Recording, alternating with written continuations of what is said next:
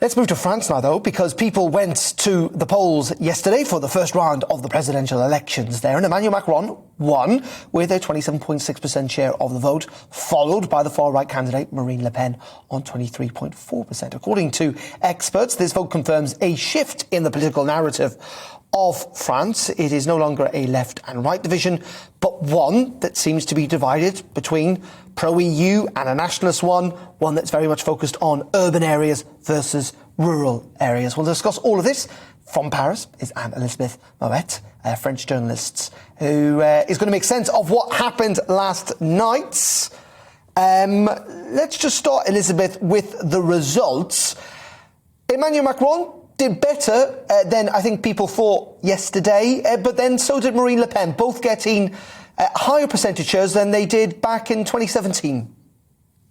Yes, and it's partly got to do with the fact that this time the choice looked so stark that instead of voting for small candidates whom they wanted to vote for and sort of have to choose for the least worst, in 2 weeks' time, many voters decided immediately that they had to do what the French called voter utile, the useful vote, and they each picked one essentially to bar the way of the other.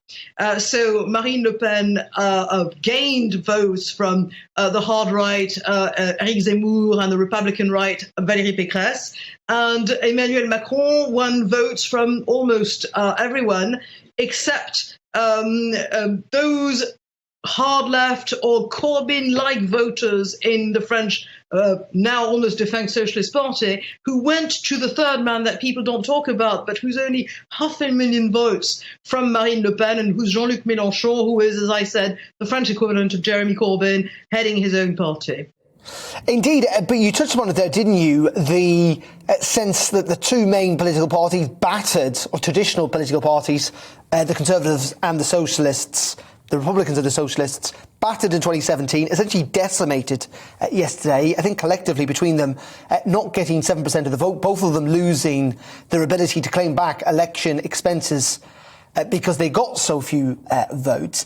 Is this a sign of where French politics now is, that it's not necessarily between the left and the right, between extremes and the centre ground, between urban and rural areas, between nationalism and Emmanuel Macron's sense of being very pro-European?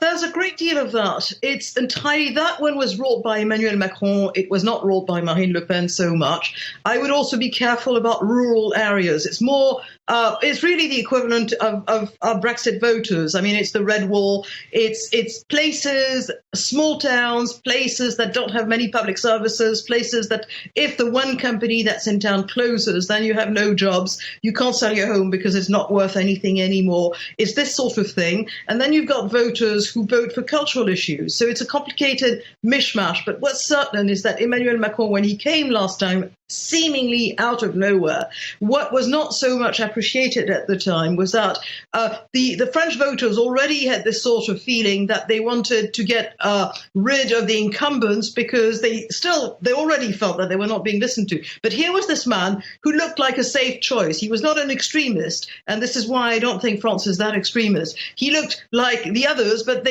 all of them hated him because he was 25 years younger and he said things that they weren't saying. And therefore, he said, I'm going to join together the forces of the left and the forces of the right. And they voted for him. And some of it was a kind of populist reaction. But now they've seen that, of course, he's like his predecessor because he comes from the same mold.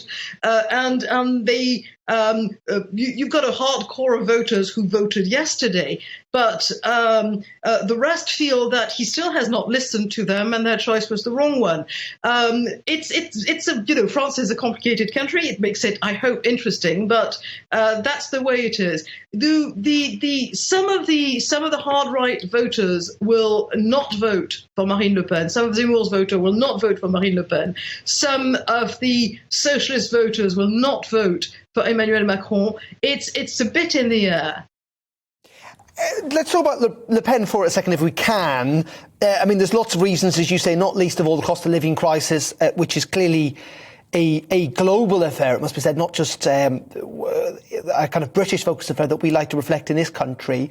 But also, there is a sense with Le Pen, and it's something that she's played on time and time again, particularly in regard to Islam, in which her argument is that she wants to get back to almost a mono-ethnic France. Now, that's not going to happen, but she wants to deal with issues around the side, for example, banning or fining, I think, women who wear headscarves in public, for example. I heard one of her MPs make that argument on the radio this morning. Stuff that, frankly, would be entirely unacceptable, I think, in this country, that a mainstream politician could not only make those comments and propel those arguments, but end up finishing second in the election.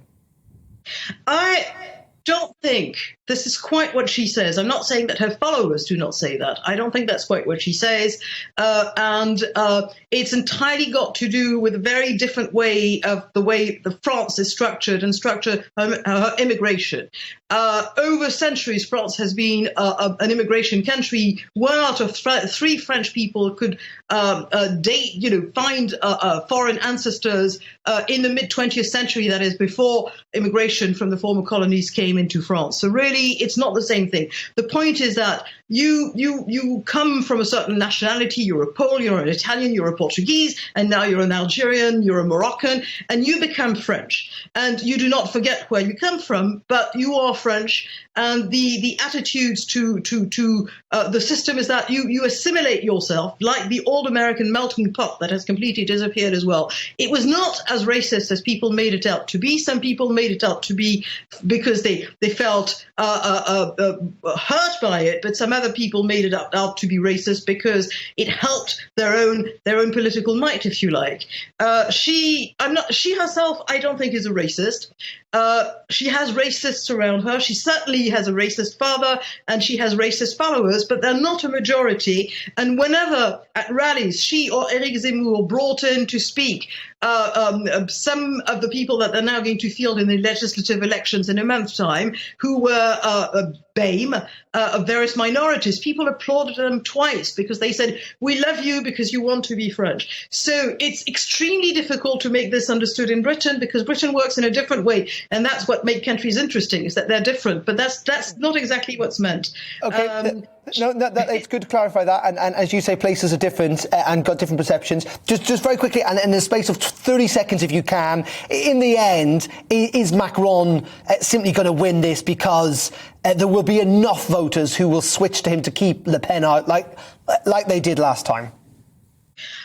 My personal bet is yes, because at the end of the day, they will look at Marine Le Pen, and apart from everything that I've already described to you, I mean, they will worry that whatever she promises, they're not going to get it. There's also the fact that at the end of the day, even though she's changed it, she's changed herself personally in a very interesting way. She looks softer. Her party is like a family concern. I mean, she's got consiglieri around her rather than politicians. And whenever she had somebody in her party that looked like they were brighter than her, she fired them. And I don't think people want that kind of person in power. OK, well, fascinating stuff. We're going to find out in less than 2 weeks' time. Anne-Elisabeth, thank you so much indeed for joining us there from Paris. We'll get you on in and around the result. That's Anne-Elisabeth Moutet, joining us there from Paris.